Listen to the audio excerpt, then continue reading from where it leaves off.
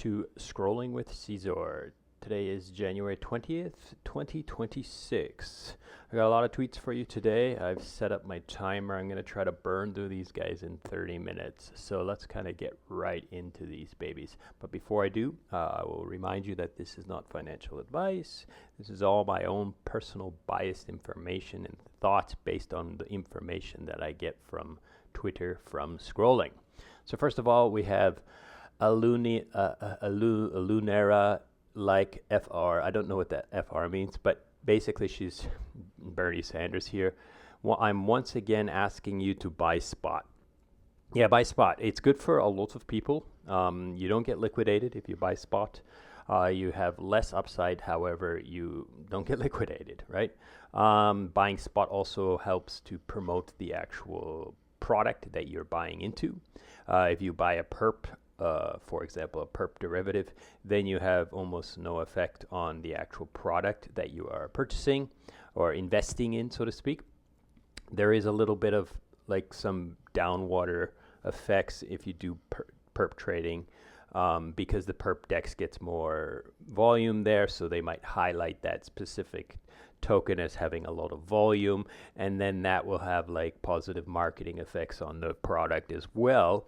However, buying spot has a lot of benefits as well, so I would highly suggest you consider it. If you are thinking of trading spot, you can do what I do and trade actual interest-bearing spot tokens.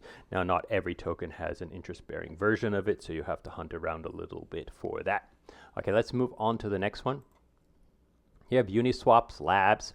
They added this like portfolio view, just got an upgrade.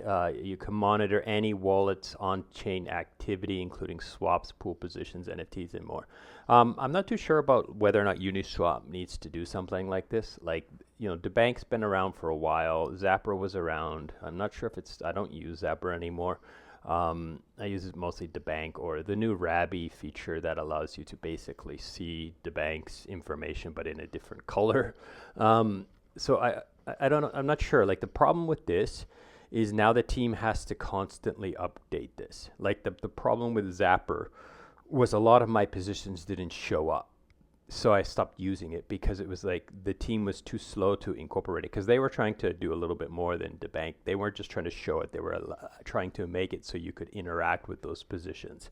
And that requires like smart contract integration and work, basically dev work. So I'm not sure if like this Uniswap portfolio thing is actually necessary or needed, or even if anyone's going to use it, or if it's kind of a waste of dev work. However, you know, at least they're doing something, so that's great. Let's move on. Here we have Simon Didick.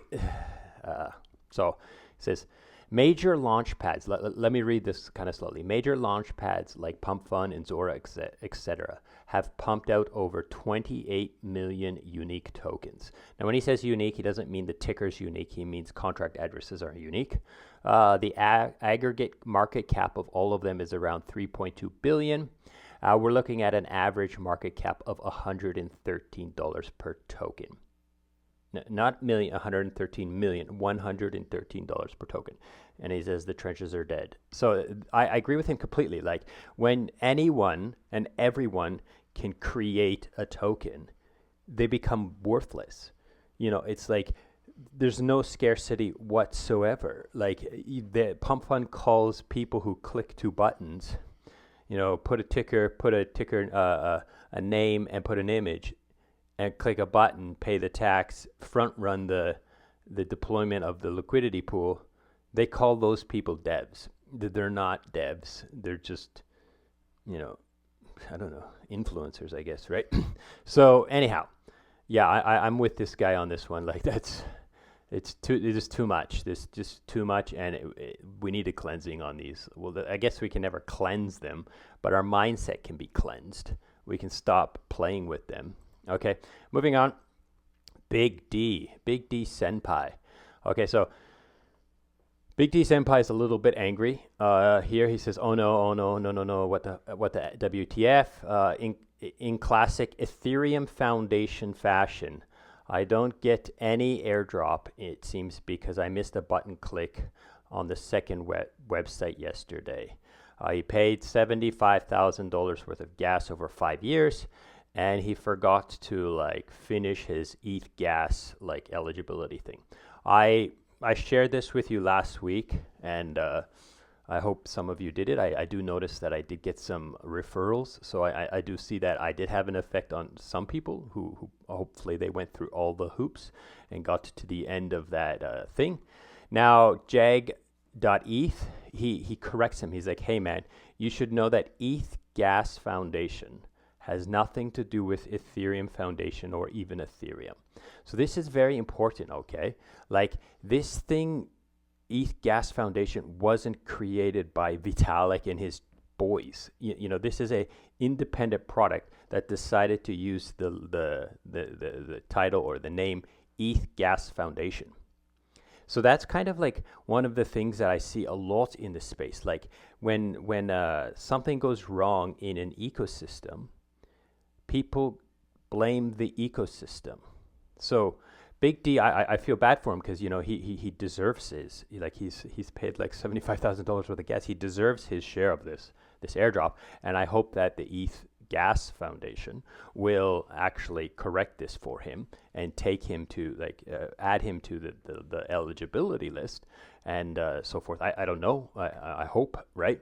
However, but to kind of just correlate those two entities together is a problem that we have in this space because, you know, people can name their stuff anything they want, right? So yeah, you got to kind of think about that a little bit and see what you're poking your finger at. But like, you know, good luck, Big D. I hope it corrects for you.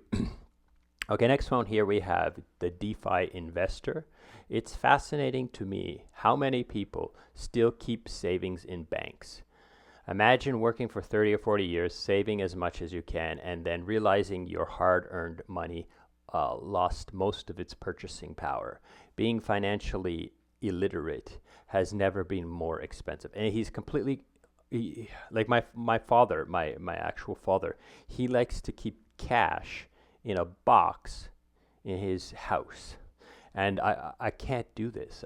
It's like, okay, you know, I might keep $1,000 or, you know, like maybe 1 or 2 months worth of expenses in cash just in case, you know, the bank decides to freeze my credit card or something, right? I might do this, but I'm definitely not going to like put like $50,000 worth of cash in my wall or something, right? Like you're losing. Like people say inflation's around 3 to 5%, but we saw what happened during COVID and then stimulus, and then, you know, now countries, like it's become common like practice where they're like, oh, we'll just print more and we'll pay for, like, we'll send some of it to Ukraine. Like that's totally something that is very easy for politicians to get away with now, and that drastically decreases the value of your currency, your cash sitting. Now he's talking about putting in a savings account. Savings account is sub 1%. Usually it's like, you know, 0.5% if you're lucky. There are some neobanks out there that are that allow you to, that'll give you around 2 to 3% usually, right, which is not too bad. And that's usually the ones I use for my like everyday spending money. Is like a neobank that gives me roughly around 2 or 3%. However, what he's talking about is you need to learn how to invest. You can't just leave cash sitting in a savings account. You need to learn how, like, if you're good, like, he's not telling people they have to use crypto. What he's telling them is you have to learn how money works and you have to invest it. You have to buy things. You have to buy assets. Assets go up in value when the currency deflates in value. When currency depreciates in its buying power, your assets go up in value. And this is what he's kind of pointing at. Like, you could buy GICs, and GICs are pretty good. I don't like them because they're like, there's lockups, and if you close them down early, you lose all your yield, all this kind of crap. But like, you know, GICs are okay because you don't take on any speculation. However, you know, buy stuff like a dividend ETF. And then you're holding like stocks in banks or insurance companies or something like this. This is worth considering. You know, these are some ideas, right? Anyhow, let's move on. DeFi investor. Thanks. Here we have quotable crypto. I watch this guy a lot. He's quoted somebody today, Daddy Fisticus. Now I have Fisticentus. I can't. Jeez, whatever. I I follow both of these guys, and this I want to read this. Okay, it says to really make a splash, instead of just earning a few $1,000s here and there, it's not enough to just be early anymore. You need to be diligent, hardworking, and smarter than others. Easy money was already made. Thanks for playing. See you at the tables. So we do see this a lot. During when I first got into crypto, it was easy money, and I wish I had brought more money in at that time. However, things are harder now. There's like you get hacks. There's like what we talked about like millions and millions of like tokens to buy, like all the like to get in and out of trade, right? You need to be smarter. You need to do things that you can't simply just buy token, wait, and sell token. It just doesn't work anymore. It's not gonna, like, tokens are not going to pump like they did in the past. It's going to be a much slower grind. So you need to learn how to like use the projects that you're investing in, or like I don't want to sound so biased, but like for example, you need to know how to yield farm with your assets without exposing them to undue risk. This is my opinion. Maybe, like you can't just buy an NFT and hope it pumps. And like, in my opinion, I don't think the NFTs are ever going to recover to what they did during like the NFT slam or whatever, the NFT bull run, right? Anyhow, let's move on. You can think about this and learn something new. This is pretty interesting. Okay, so there's Ethos, and here we have Hantangri. So he says, I haven't seen a shit show this ridiculous in a long time. Ethos showed zero negative signals prior to this, yet now they discuss dropping the so-called reputation of washed KOLs after everything happened, let alone flagging negative signals. Reputation of these washed Kaito KOLs is always at the top of Ethos. And then the founder of Ethos comes in and says, they discuss. And he says, it was a community member that proposed the slash. It wasn't a platform decision. I think Ethos has potential still. I like. Basically, they're talking about this guy, Whales Whoosh, is getting like slash voted. And, because he didn't do he did some undisclosed page shilling, probably of Trove. But I didn't look into the details of it. So the Kaito, the yapping rise, brought a lot of KOLs to the space who, like, obviously botted. They not only did they follow themselves, so increased their follow count drastically, they also reached out to each other and coordinated follows. I've had many people message me, both DMs and on the public timeline, saying simply, oh, I followed you. Can you follow me? We can follow each other. And I'm like, sometimes I'll do it. Sometimes I won't. It's just like, you do produce some content that I like and I'll follow you. It's as simple as that, right? But I do believe kind of in Ethos's idea. It's just, like, maybe I'm biased. Maybe I'm like, maybe I'm super biased, and maybe I'm a narcissist or something. But like, I find that, like, I don't get any reviews. I don't get any real, like, stakes, and I feel like nobody knows who I am on Ethos. That's how I feel. And when, like, I go through the daily tasks sometimes, I see all these people I don't know, and they all look like Solana, like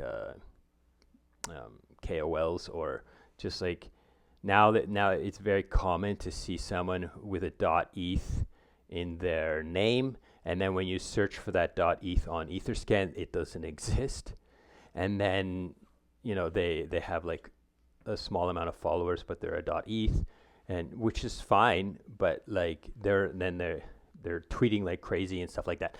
Like, we need to do something, and I believe that Ethos's idea is genuine or has potential. Like I said, like if we can publicly give reputation to these people, then you can have a better understanding of whether or not someone is good or bad based on their reputation. I think there is some legitimacy to this idea.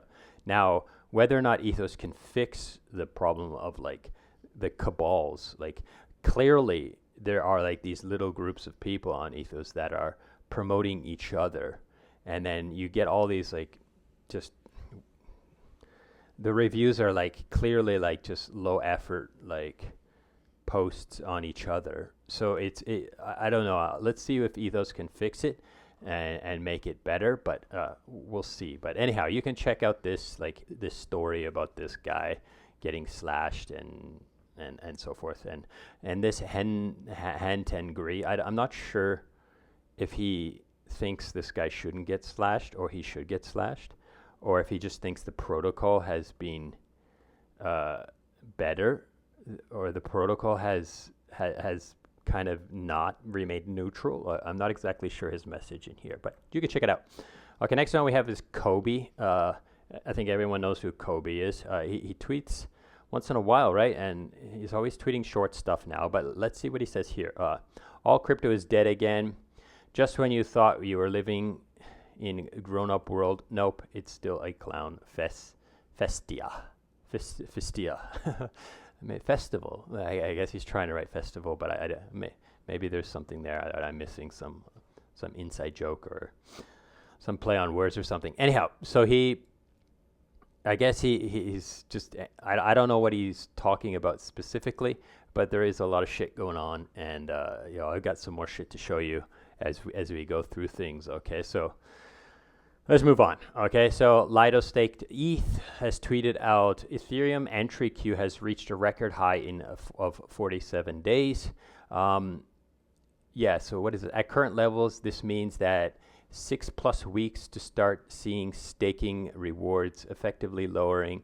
Pro tip, stake with Lido and skip the queue and earn rewards from day one. Okay, so the Ethereum entry queue wait time is 47 days. Now what does that mean? Like if you want to stake like 32 ETH or whatever the number is right now, I don't even know if they've reduced it yet. So if you want to stake your ETH and run a validator, it now takes you 47 days before your ETH is staked. And therefore 47 days of idle ETH sitting there, not earning. So Lido's like promoting that. Like it's a good metric for the network. That means there's a lot of people staking right now because they've pushed that entry queue way up. Okay, so it's good for the network. It's good for like Ethereum as an asset, but it's not good for you if you are waiting 47 days because you want interest, you want APR on your ETH. So there are lots of opportunities out there for these other liquid staking tokens. So Lido Staked ETH is one of them. There are many other choices. So you can look around and kind of shop around for these, especially if you're not planning on actually running a validator.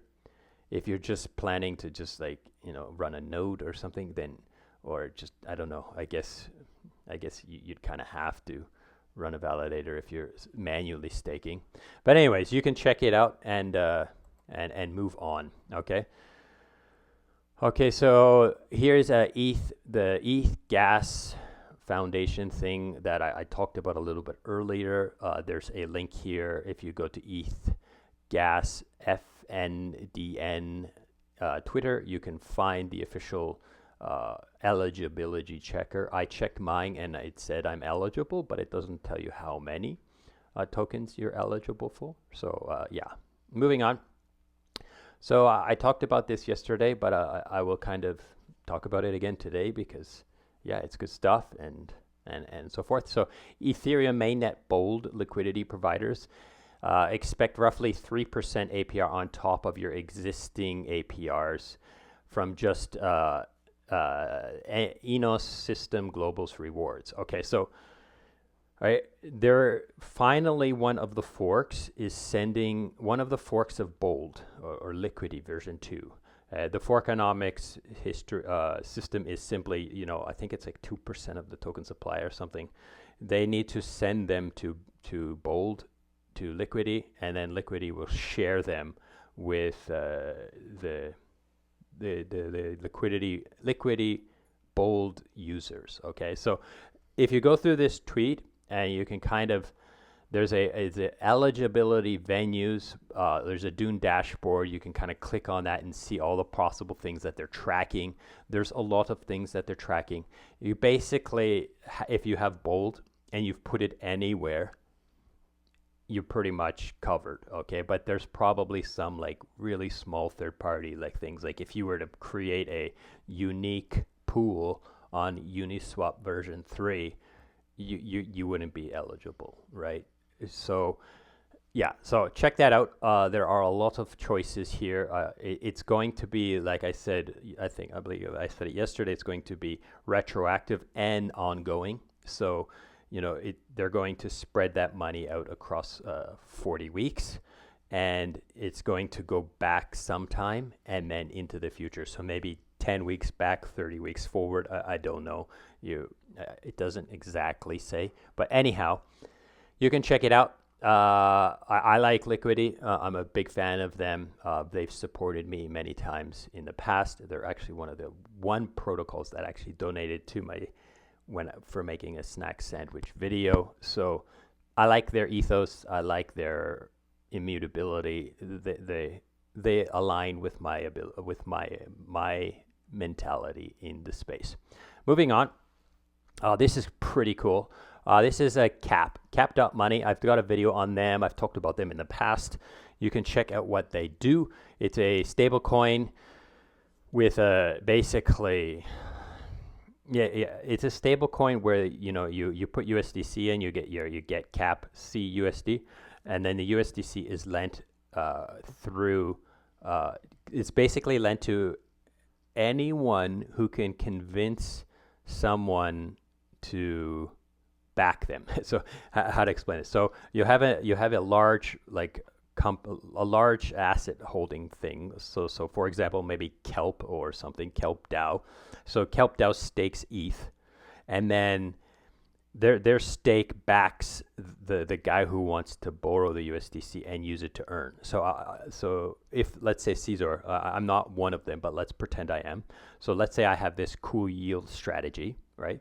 And I talk to Kelp and I say, hey, listen, back me. I'll borrow that USDC, I take it out, I earn the money, and then I give back the yield, and Kelp gets a little bit, and everyone else who minted USDC and staked it gets some and stuff like that. Watch the video if you want to understand it. But today I want to talk about their stable drop. So you can read through this whole article, but I'll give you the key points. Okay, the key point is that they have a token coming out called CAP, CAP, and you've been earning points as CAP. However, instead of dropping CAP to people, they're going to drop everyone stablecoins, CUSD. And if you want CAP exposure, then you can use your stablecoin airdrop to buy CAP exposure. So we haven't seen this really happen. This is a stablecoin product. So instead of dropping you your governance token, they're going to drop you their stablecoin and then say to you, if you want to buy it. So then everyone who's getting an airdrop doesn't have to worry about the price volatility of their airdrop. They don't have to wake up at 6 a.m. and try to sell it. If they want just stable coins, they don't do nothing. If they want exposure to the protocol, then they can buy that exposure. So usually when I get an airdrop, I like to sell half of it and keep half for exposure, right? In this case, I can just use my airdrop, half my airdrop, to expose myself if I choose to do so. Now, it's good because it's their stable coin, right? Not every protocol has its own stable coin, right? So there's that consideration. But this is pretty cool. This is obviously that they're paying attention. They're thinking. You can read through all the article and you can see more motivations and stuff like that. I'll link the article in this, but I like this idea. I think it's clever, and I think it's good for the ecosystem to think this way. Because if you think about it, all the airdrops everyone who does an airdrop, basically what they do is they say, like, use our protocol. We will pull our fees in. So let's say we pull in $2 million worth of fees, right? While you're testing and using our protocol, earning points, farming the airdrop, right? So say they pull in $2 million. And then what they usually do is they take $1 million or some amount of that money, and they'll pair it with their governance token, put it in a liquidity pool, and airdrop the governance token to everybody. So then everyone has to kind of sell or trade that governance token, right? But what, like, they already took the money came from fees, right? Usually, like there might be investors where the money comes from, but usually it's from fees. So instead of giving people this task of deciding whether or not to dump, how much to trade, they're just going to not make the liquidity pool and just give everyone the stable coins. And then they could just do like a LBP or like a concentrated liquidity position with upside only, or some sort of like fixed price trading for a little while. Like, so they can just do this kind of stuff. And if anyone who wants exposure can then just buy back in, okay? And then the liquidity will be created by users instead of by the protocol. The liquidity for that governance token. I think this is pretty interesting and it's clever, and we'll see how things go. You can check out cap.money. It's Cap Labs Limited here, okay? Moving on, it's the same thing again twice. So here we have vaults.fyi. It's a pretty cool protocol where you can kind of go on there and check out like APYs and different kinds of things like that. Like you can kind of compare vaults basically.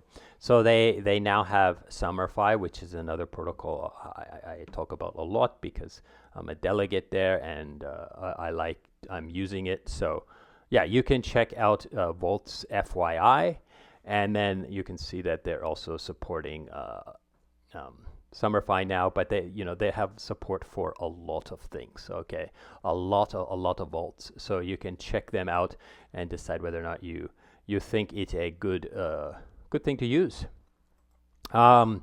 Rise Chain. This is kind of interesting. Okay, so Rise Chain is retweeted something. There's a new protocol coming out on Rise, and I'm just going to read it to you, and then you can think about it. Fixed rate lending is landing on Rise. Spine protocol brings order book based credit markets to our ecosystem. Instant fixed rate borrowing composable with Rise X and the rest of Rise DeFi. So Rise has built this like order book integrated into the chain, okay? And Spine figured out a way to use that order book to give fixed rate lending. Now, this is something I'm going to need to do some homework on, but just reading that tweet has made me interested, and I'm going to like do some homework on it. Maybe I'll do a video in the future on it, okay? Moving on, here we have Impossible Finance, impossible underscore. This is pretty interesting. So I've done videos on Flying Tulip. Flying Tulip has a unique no loss investment pre-seed type system. And so I think it's pretty interesting, the Flying Tulip public sale system. However, this is pretty interesting too. I'm not sure if I like it completely, but anyhow. So basically, I'm going to read to you. It says like January 21st to 23rd. If you stake IDIA, which I believe is probably the governance token of Impossible, then you can you can participate in the Flying Tulip thing. It does. Then there's a bonus round, which is the same day, the same time. So yeah, if you want to participate in the Flying Tulip pre-sale, you can do so through Impossible on January 21st, which is tomorrow. And then it says January 27th has the public sale. So maybe you can use the public sale if you don't stake these IDIA tokens. So this kind of seems okay. Like I'm not a big fan of this idea that I'm surprised Andre did it this way, but maybe this is good for business. I don't know. Anyhow, so you can check out this tweet. Uh, I've done a video so you can understand flying tulip, and I did a video on understanding the flying tulip sale mechanism, about how you get an NFT and it's lossless NFT, like zero downside risk. You can check out those videos if you want, and if you want to, you can do a little more research on Impossible and just decide whether or not you want to be a staker and participate tomorrow. Okay. Moving on. I got two more for you. I'm at 30 minutes, so that was not too bad. So these are Trove things. Okay. So this is Trove.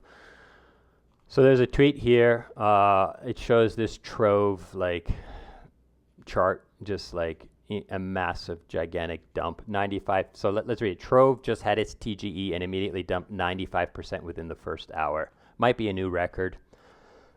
And blah, blah, blah. So yeah, Trove was massively shielded by a lot of KOLs. And they all got their like little allocations probably. And it basically, what I get from this is it's like perp trading for like, you know, NFT, like unique items in the real world, like Pokemon cards.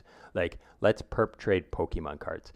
And the thing about this is, like, I'm so sick of it. Like, and it's on, of course, Solana, on Meteor. So like, just more extraction, right? The thing is, like, what I hate about these public sales, like, I get it when like say like when a chain, like it's an ecosystem, does a pre-sale, funds devs, they build an entire ecosystem chain, like an L2 or you know, they got to buy like actual physical hardware and all this kind of stuff. And they have to test it. They have to run testnet for a year and iterate on it and all this kind of stuff. So these I understand. But like Trove didn't even build anything yet. They just have this idea. So it's like a pitch deck of, oh, we're going to build this thing, buy our token. And people like hammer into it and tons of money go into it. And like all these KOLs dumping all over everybody. Like, I don't know the truth of exactly what happens, but, you know, like what happened in this case, but that's what I understand has happened. And it's not unbelievable. That's what I'm trying to get at. Like, if what I've just said doesn't sound crazy, it's actually what happens very often. Like, people build nothing. They put out a token with a pitch deck and they send it into the public. Like, this is obviously not the way to do things. Like, why can't protocols do things like I'm gonna go back to it again. Liquidity, like you couldn't like when Liquidity launched, they launched everything all at once, boom, on chain. You want in on it, it's there, it works, everything's designed, it's good to go. You want to invest in it, you can. You want to mint, you can. Everything there, go for it, right? Like, this is now there's like a pitch deck with this huge, massive, like red candle now on the chart. Anyhow, I don't want to like get too like, I don't want to end with this only thing, but it's like, come on, guys, like, yeah, people are just so hungry to be early and so hungry to like invest in ideas when they can just be like, you know what, let's just demand. Let's not invest in anything until they actually have the code ready to go. And when the code is ready, then you invest. Like